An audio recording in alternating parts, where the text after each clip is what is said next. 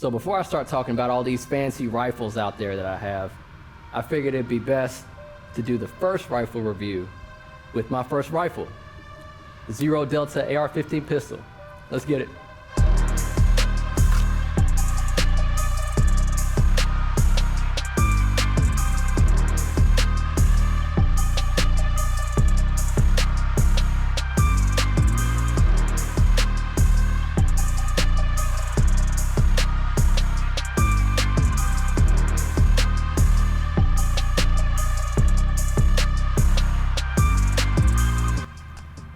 All right, so, man, I got a lot to say about this.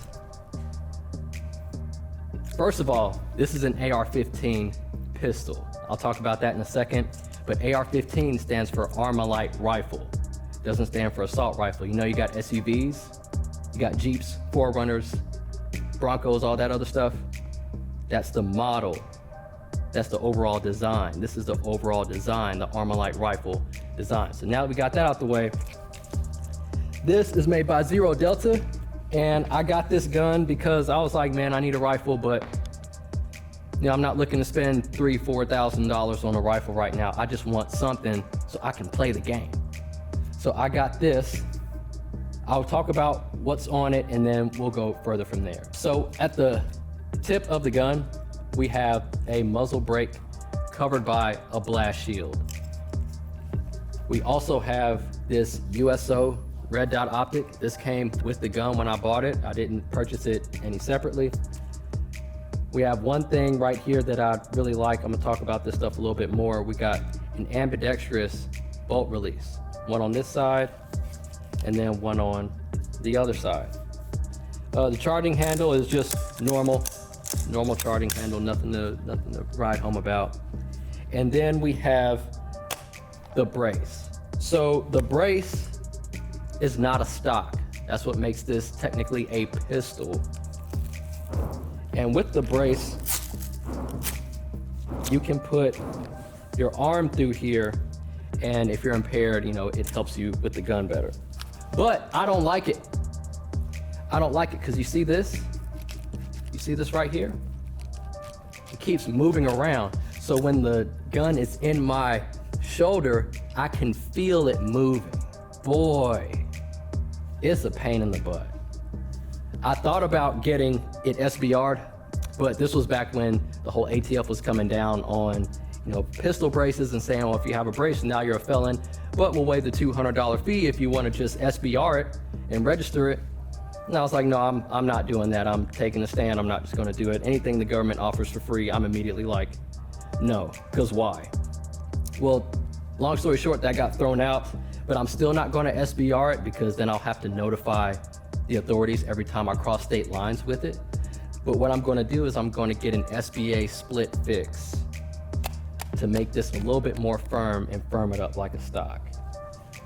So before I start shooting here and talking about that, let me talk about this blast shield. You might see me tightening it down. That's because this little cutout, it looks cool. It looks dope. But it's not really practical because when I was cleaning the gun, I unscrewed this so I could get in on the muzzle brake and clean it. But then screwing it back, because this is in the way, you can't screw it down as tightly as you need to. So sometimes it loosens up.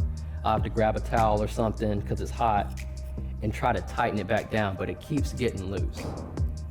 I could take off the rail, which I'll probably have to do. It's just a pain. It's not quick and easy. So I kind of wish the rail just kind of stopped right here. But it does do a good job of dispersing all the energy and all the sound and bang away from me, and it kind of creates a fireball, which, you know, looks cool and it's all tactical. So I'm going to start shooting. So this, like, I'm spoiled now because this bolt release on this side, whenever I'm coming off the gun, you see where my finger goes? It's right there. So I don't have to ride up and hit the paddle with my thumb. I can just put it in and it's already there. It's a whole lot quicker. I really like it. So this thing goes boom for sure. but it's not crazy. It's a little bit heavy. See that fire coming out of there? It's a little bit heavy, but it's very manageable. It's not too heavy. The only thing that this gun didn't come with was the sling that I got. I'll talk about that in a second, and the foregrip that I put on there. But it's really, really cool to shoot, and it's just kind of a soft, like a, It looks crazier. It looks crazier than it is. It's a really soft shooting gun. And I got it in this configuration. This is 11.5-inch barrel. I got it in this configuration because I live downtown, you know, in the heart of everything going on. And when I was buying it, I was like, I want something, you know, I don't want an 18-inch barreled AR-15 right now. I just want something that I can just do, you know, touch and go. So I got this in this size, and then I got the sling. So this is a Warrior Poet sling. There are other slings out there, you know, Blue Forest, Vickers, all that type of stuff, and those are great slings. But for this specific setup, I liked it because not only is it compact for that urban environment, you know, because of where I live and the surrounding areas, but it has a little bit of bungee so I can shoulder transition without having to swim out of my sling and then transition. My thought is, and I'm sure, you know, the keyboard warriors will get down in the comments and tell me how wrong I am, but my thought is, if I'm in an urban environment, there might be times where I'm shooting, have to transition, and have to transition again a lot, but I get to stay in my sling.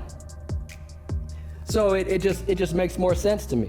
So I really like that. Now, if this were, you know, a bigger rifle, then okay, maybe a different sling. If I'm out in the country, then okay, whatever, man. But I like it. The trigger is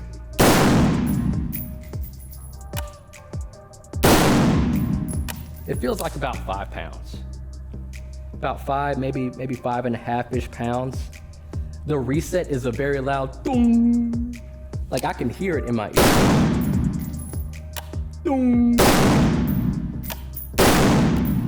I can hear it. I might change it. I might change it later. It's not a Geisley, but it gets the job done. The only thing is, when I'm pressing the trigger, it kind of feels like, come on, boom, come on. It's just a little bit of extra pressure that I would prefer not to have, but it still feels good. And under, you know, rapid fire, I don't notice it as much. But yeah, man, this is a great little gun. I think that if you are in the market for I got goon tape on here. I got a video talking about goon tape. I put goon tape on almost everything that has, like, this is no stippling. This is no stippling at all. It's nothing. It's like, you know, smooth as a baby's bottom. So the goon tape helps. But if you're in the market for, you know, just get me done, I want an AR-15 so I can, you know, better defend myself. I'm not trying to break the bank. We'll do that later. This is something worth looking into. The only things that I really have an issue with is this, which the split fix will take care of. I'm going to change out this red dot because this USO is cool. It gets the job done, but I'm probably going to get one from SIG or Aimpoint just because I can. It's not a super necessity. And yeah, this blast shield, if you untighten it, just be prepared for that. But it shoots 223 wild, so it's 5.56 and 5.56 and 223. So yeah, man, it rocks. The Zero Delta AR-15 pistol. This was like $900. Bought it online. Got it sent to my local FFL. Came in, did the background check, took it home. So that's the Zero Delta AR-15 pistol. Check it out. We're going dark.